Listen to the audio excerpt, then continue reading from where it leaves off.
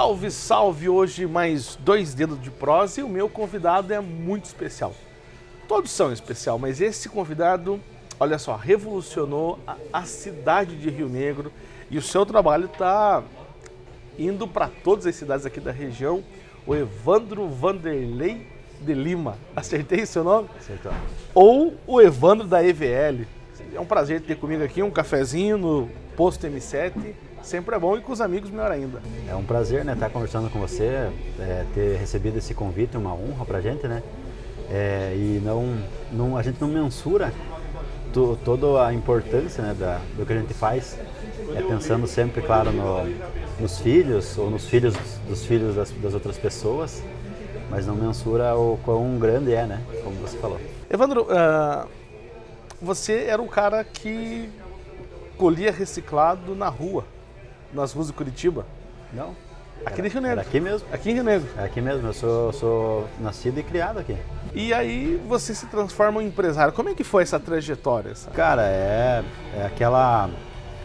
É sofrido, né? Não é tão fácil assim como o povo vê hoje, né? Porque quem vê a gente colhendo às vezes os frutos, né? Não vê essa trajetória que a gente passou lá de catador. Então na verdade assim, né? Eu sou nascido e criado, porém o meu pai e a minha mãe se mudaram bastante até que voltaram para Rio Negro, né? Então eu fui criado aqui desde os 9 anos de idade, então nasci aqui. Meu pai foi São Bento, foi Canoinhas, foi Barra Velha, Joinville, até que retornamos para cá. E foi assim, eu acho que foi uma coisa divina, assim, foi por Deus parar nessa cidade, porque a gente veio com um carro velho, com toda a mudança, roupa do corpo, uma Belina velha. E acabou que essa Belina estragou ali em Rio Negrinho, a gente desviando polícia, né, o pai nada de carteira, habilitação, meu falecido pai, né. E vemos, aí estragou no lajeado, não tinha força mais aquela Belina, com toda rouparada, minhas 5 irmãs, minha mãe. Tinha umas horas que a gente tinha que empurrar aquela Belina na subida, entrava dentro e tinha uma descida pelas ruas deixando o lajeado aqui. Até que na frente do colégio Ovanda ali, né, não foi mais, nem para frente nem para trás. Daí teve um abençoado, né, o José Martins, né, eu lembro o nome dele, que nos acolheu ali. Nós estávamos indo para Canoinhas, morar com a minha avó. E aí ele acolheu a gente ali, ficamos morando um tempo na casa dele, daí o pessoal da Igreja Brasil para Cristo arrumou uma casa para nós na Vila Ema, né? A gente foi morar de favor na Vila Ema. E na época o pai arrumou um servicinho e tal. E eu fui estudar no colégio, na escola Olavo Bilac, lá da Vila São Judas, que eu tenho um carinho enorme hoje, né? A gente teve projeto lá até o começo do ano. E ali o meu pai, trabalhando numa época, ele se acidentou. Então ficou por 1 ano e meio parado e nós não tinha renda nenhuma. E por milagre, tinha um pé de chuchu em redor da nossa casa. E esse pé de chuchu ele dava acho que 1 chuchu por dia para alimentar eu, as minhas 5 irmãs, meu pai e minha mãe. Então, e todo dia era chuchu. E para comer uma coisa diferente, eu chegava na escola lá, o Olavo Bilac, e pedia pra tia da merenda, né? Tia, você podia me dar uma... naquela época era bolacha com chá com bolacha, né? Essa variedade. Então, tia, podia me dar umas bolachinhas a mais, que eu preciso dar alguma coisa diferente para minhas irmãs comer. Senão vai ser chuchu, café, almoço, janta. E levava essas bolachinhas para minhas irmãs, né? Aí, passou esse tempo, a gente conseguiu se mudar ali para baixo do Detran, ali onde era a casa da minha mãe até hoje, dos meus pais, né? E ali o meu pai conseguiu até comprar um Fusca, e esse Fusca ele trocou por 3 carrinhos de catarro reciclável. Eu já tinha 11 anos na época já. Então, foi o meu primeiro presente, foi um carrinho, mas um carrinho de puxar papelão, uma gaiota, como falam, né? E ali eu comecei, então, meu pai pegou um carrinho para ele, catar para um lado da cidade, daí tinha um outro rapaz que tinha ali, que já era do ramo, né, que nos ensinou a trabalhar com isso. Ia pro outro lado e eu ia pro lado de lá da cidade, um pouco mais perto da minha casa, né? Tipo, subia o lado do Haroldo Weber ali, ainda tinha o mercado ali do seu Haroldo. Então eu ia pro lado de lá da farmácia do Dirceu, que fala ali, né? Ia pro lado de lá, catava o reciclável ali, daí encostava atrás do mercado Haroldo Weber, ali, embaixo de uma árvore, e eles começavam a jogar as caixas, eles aí jogavam na minha cabeça para tirar um sarro e tal. E eu só dava risada, eu nunca falei, não joga na minha cabeça e tal. Por quê? Porque aquelas caixas eu ia levar para casa, meus pais iam vender e a gente ia se alimentar com aquilo, né? Então sempre grato, sempre grato. Aí só que dessa fase, claro, tinha esse peso do carrinho. Às vezes eu não sei como levava um jovem de 11 anos, 12 anos ali, levava 300, 400 quilos num carrinho. chegava lá, pesava coisa por coisa, que eu tinha 400 no caminho. Não sabia como eu tinha essa força. Mas o peso maior disso que eu tive que superar, que eu imagino que foi o que me trouxe até aqui, foi o do preconceito, do bullying, né? Que na época era um pouco mais aberto. Hoje existe ainda, eu acho, esse negócio de preconceito e bullying, porém um pouco mais escrachadinho, um pouco mais fechadinho, assim, tipo, as pessoas já não têm tanta coragem, mas ainda fazem. Mas na época não, é mendigo, é lixeiro, eu apanhava muito na escola por isso, né?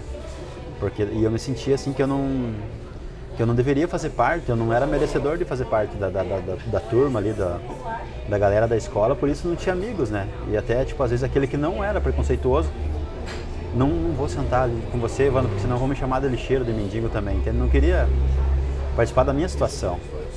E isso me levou à leitura, né? Eu acabava me escondendo na biblioteca, era o meu refúgio. Então acabei lendo aquela coleção Barça toda, tinha a coleção Vagalume dos livros de mistério, tinha os gibis, todos os gibis do Colégio Ovande, né? Eu estudava no Ovande, então dos 11 até os 17 anos eu me formei no Ovande. Foi a minha trajetória de estudo, foi ali. Até que teve uma passagem, eu já tinha uns 14 anos na época, né?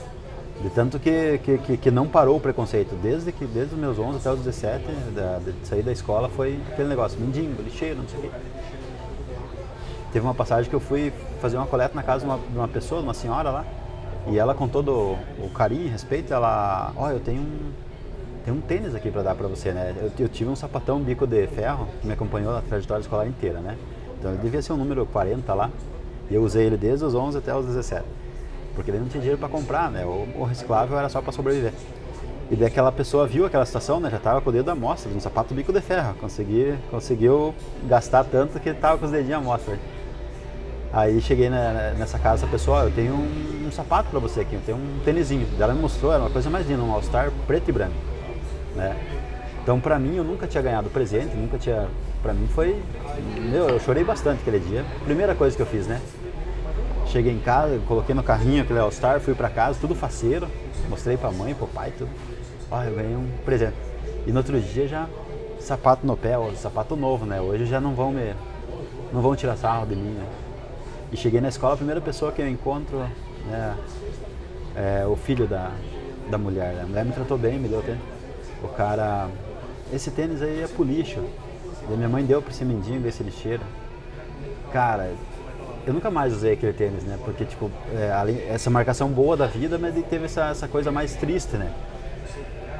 E me enfiei na biblioteca, corri pra biblioteca, chorei, li meus livros. Então, eu imagino assim, quando eu completei meus 18 anos, até eu falei pra mãe, eu vou pro quartel, vou pro exército e não vou voltar pra casa, eu não quero mais viver essa vida aqui, né?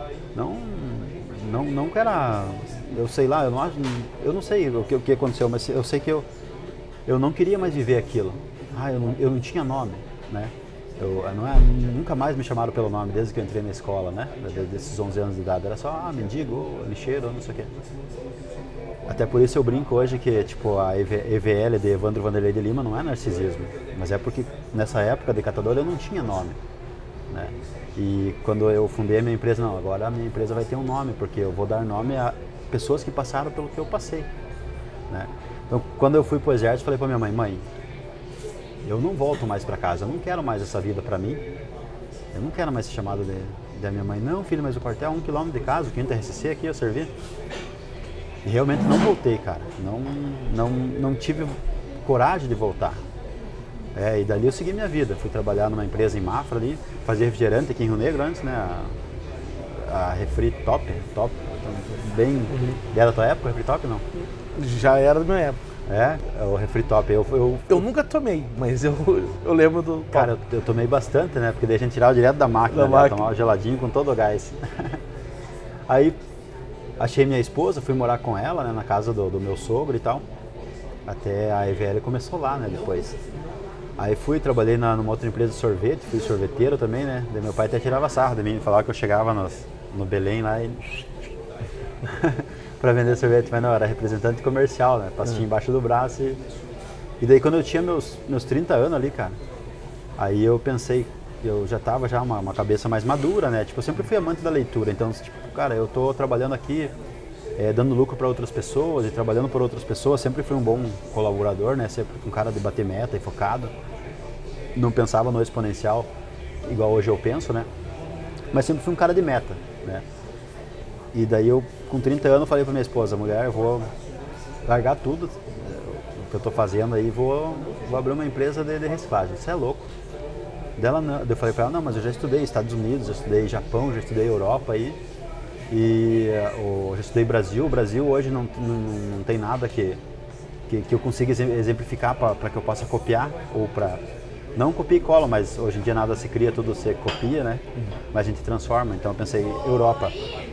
A Europa é uma realidade bonita lá, tipo uma realidade que eu gostei. Tinha pontos de coleta, containers e tal. Então tem um amigo lá, o Tietê, Gustavo, vocês conhecem? Não. É o Gustavo, que ele estudou no Vande também e ele foi morar pra lá. Daí ele falei, cara, você podia mandar aí como que funciona? Eu estudei sobre o assunto, mas eu queria alguma coisa na prática. E o cara me atendeu, de bate pronto, assim. Eu nem tinha convívio com ele, ele mandava foto, mandava vídeo de como funcionava a situação da coleta e reciclagem na Europa. Daí eu falei, cara, eu vou transformar pra nossa realidade. E comecei, né, daí eu já tinha saído da casa do meu sogro, mas acabei que voltei, construí uma casa lá atrás, já estava um carrinho pago e tal, uma vidinha estruturada. Só que eu queria impactar a vida de outras pessoas, né? Queria ser um exemplo para minhas filhas. Aí, lá nessa garagem eu comecei com essas ideias de troca, né? Eu comprava um material reciclável, levava para Curitiba, num carrinho velho que eu tinha lá. Aí voltava e comecei a ideia da troca para conscientizar as pessoas, né? Tipo, eu tinha umas mudas de alface, uma cebola, então uma salsinha, então as pessoas vinham trazer o reciclável, coisa que eu não podia comprar, que era baixo valor, eu trocava por tempero, né? Tinha uma hortinha vertical ali, para que as pessoas viessem e descartassem, eu doava para a associação, eu doava para um catador aquele material, e o que eu comprava fazia dinheiro para mim sobreviver ali, né? E assim começou a IVL, lá na garagem, lá numa rua sem saída, lá no Passa 3, né? Aí eu sempre tive essa ideia do ponto de coleta, né? Das pessoas trazer o material até a gente ali, e a gente ter uma maneira de troca, dar algo em troca. Aí a gente veio para a avenida ali na frente da Souza Cruz, né? E colocou aquele container colorido ali, com aquele negócio prático, né? Então colocamos uma tomada ali que eu pensava, não, o cara vai vir aqui, vai vir com o celular dele, vai querer tirar uma foto, vai poder carregar o celular. Botamos um Wi-Fi com um check-in ali pro cara vir reciclar, fazer um check-in, estou reciclando, né? A gente dava prêmio para a pessoa que tirasse uma foto ali e tal no Facebook, né? Então a gente engajou muito o pessoal pelas redes sociais, né? Isso chamou muito a galera para reciclagem. Colocamos um ponto iluminado, câmeras ali para cuidar do povo que ia reciclar, né? Até de madrugada o pessoal reciclando ali, às vezes às 3, 4 horas da manhã o cara indo pro serviço passava, fazia o descarte, né? E dali veio essa ideia das escolas também, né? Transformar escolas em pontos de coleta, colocamos em prática, agora até damos uma parada por causa até do valor do material, né? Baixou bastante, né? Então o país passa por uma dificuldade nessa parte da reciclagem, né? Mas a trajetória, imagino que seja... Essa é a trajetória. Essa é a trajetória. Não sei se você sabia tudo isso, mas... Eu não sabia nem na metade. E eu acredito que você só pôde contar algumas coisinhas muito pequenininhas. Eu fico imaginando você lá empurrando esse carro, né? Desviando a polícia, morando em favor, tendo preconceito. Acho que é uma coisa que é bonito, Evandro, agora, né? Acho que viver isso criou muitas feridas, muitas mágoas. E como que você conseguiu curar essas feridas? Que acredito deve ter sido feridas muito profundas, né? Na verdade são feridas que geram bloqueios até, né? Bloqueios emocionais. Claro, eu não sou incoerente em falar assim que foi só a leitura. Teve a parte espiritual, né? Foi muito Deus na minha vida também. Foi a ajuda de pessoas que eu nunca imaginavam também que ia me dar aquele apoio emocional e ali um psicólogo que seja, né? Mas fez essa função de me tratar uma hora que eu estava num momento difícil, né? Eu tive muita gente boa que passou pela minha vida, que conseguiu me motivar num dia que eu me trancava no meu quarto, aquele dia do meu bloqueio, que eu lembrava lá, não sei o que, e hoje está dando errado. Não, Evandro, mas você chegou até aqui, né? Vamos superar, vamos seguir em frente e tal. Então eu tive muitas boas pessoas, eu tenho um networking de pessoas muito bom hoje, né? Não pessoas, vamos ficar tudo rico, mas pessoas, não, vamos ficar bem, né? Então eu tenho eu tenho muita gente boa na minha vida, tem muita gente que, tipo, no momento de dificuldade, ela chegou e olhou, ó, o Evandro não tá bem. Fala para ele viajar, ó, o Evandro não tá bem. Ô, Evandro, vamos conversar? O que você precisa? Né? E isso é uma troca, porque daí isso acaba fazendo com que eu seja assim também. Né? Quando eu vejo que a pessoa não tá bem, então, puxa vida, toda vida alguém vem e me ajuda. Né? Eu acabo também doando isso para quem precisa também, acabo fazendo a mesma coisa que fazem comigo. Né? E como é que foi, assim, o teu relacionamento com a tua esposa lá? Como é que vocês se conheceram? Porque nessa época que vocês se conheceram, você já estava no exército, já não era mais o mendigo. Não, já, só que ainda não era bonito, né, para ela, o suficiente. Mas o que eu vejo, assim, a minha esposa, ela deve ter consultado uma vidente, ou conversado com Deus bastante, assim, ela deve ter um bom relacionamento, porque eu era muito feio, né? Não mudei muito, né, mas hoje a barba esconde um pouco. Maquia, né, maquiagem. E daí eu falo pra ela, provavelmente você consultou alguma coisa que eu ia ter uma prosperidade na vida e por isso você ficou comigo, né? Porque ia ter filhas bonitas, né? Inteligentes, essa menina eu acho fantástica ela. A Caroline. No YouTube ela tem uma desenvoltura assim que, olha, que bacana. É, a fase adolescente agora eu tô vivendo com a Caroline. E só que ela sempre foi parceira, né? Então quando eu saí do exército ali, eu entrei nessa outra empresa, eu vou falar ali do Marcelo Silveira, né? O Marcelo até é um cara que me deu bastante chute no traseiro, mas que me fizeram ir em frente. Ele talvez não saiba disso, mas foi uma coisa que ele falou, que ele tirou um sarro de mim que fez eu fazer uma oratória para destravar, que fez eu fazer curso de marketing e vendas, né? Foi uma negativa do Marcelo, uma coisa que, cara, você não serve. Daí depois ele falou, mas para você servir, você tem que fazer esse curso, daí numa dessa você serve. Então foi uma coisa assim que aconteceu, né? E eu lembro muito do Marcelo, eu sou muito grato por isso dele, né, da parte dele. Mas a minha esposa no começo sempre me ajudou, sempre trabalhou fora para ajudar em casa, né? Toda a vida, moramos na casa dos pais dela um tempo, daí construímos do lado e sempre me ajudando. Quando foi para sair do meu emprego, né, para largar tudo e viver a reciclagem, ele viveu o sonho, né? Viver eu vou deixar um legado. Dela, ó, eu vou te emprestar o dinheiro para você começar, parceira demais. Até nos primeiros momentos ali de EVL, agora ela tá grávida de novo, né? É mais um ciclo. No primeiro momento da EVL que ela trabalhava lá com o seu Arlindo Miguel, no MIG lá. Aí ela saiu do emprego dela, dali uns 3 meses depois que eu comecei a EVL, grávida, e começou a me ajudar. E arrastava bag, atendia cliente e tal. Toda a vida é uma baita, uma parceira. Foi fazer administração, contabilidade, porque eu assim, ela é aquela pessoa racional. Ela não é como a gente fala hoje, otimista, pessimista e realista. Pode ir. Ela é a realista que acredita no otimista, que sou eu, né? Obrigado. O sonhador. E ela foi fazer esses cursos aí e tal para se qualificar para tocar uma empresa, porque ela acreditava que a EVL se tornaria uma empresa, né? Até chegamos a ter 5 unidades e tal, e ela sempre ali administrando, gerindo, puxando, ó, Evandro, pode, esse não pode, faz assim, faz desse jeito, ó, as contas não estão batendo, até hoje ela faz, né? E uma baita parceira até agora tá na EVL lá, né? Saiu daqui, foi trabalhar lá, não quis fazer entrevista, porque alguém tem que trabalhar, né? Aí foi lá, e tá grávida. Ontem eu tava conversando com ela, ela falou, mesmo grávida, cara, vou trazer o notebook para casa, trabalhar de casa, ela não para, né? Então é uma santa essa mulher. Santo. Você sabe que eu tenho comigo uma mensagem muito profunda. Eclesiastes 4, versículo 8, fala a importância de caminhar juntos, né? Tem um texto muito bacana em Eclesiastes, capítulo 4, versículo 8, que fala quando dois começam a caminhar juntos, ou seja, na mesma direção, né? Protege do calor, do frio, dos inimigos. Isso se reflete no casamento também, né? Se reflete. Evandro, inegavelmente, você é um cara que explodiu no seu mercado, na sua profissão, né? Mas acredito que, além do apoio da esposa, além daquilo que você conhece um pouco da administração, daquilo que você vivenciou, eu acredito que você teve algo a mais que te influenciou para ser o empresário de sucesso que você é hoje. E aí que eu queria puxar para você, o que é, na sua concepção, um empresário de sucesso? O que ele precisa fazer para chegar no sucesso? A primeira coisa que o empresário de sucesso precisa ter é amar o que faz, né? Eu amo o que eu faço. E ter, como falo, fazer o coração dele cantar fazendo aquilo, porque senão, se o cara não amar o que ele faz, ele não vai se tornar um empresário naquilo, né, e não vai ter sucesso.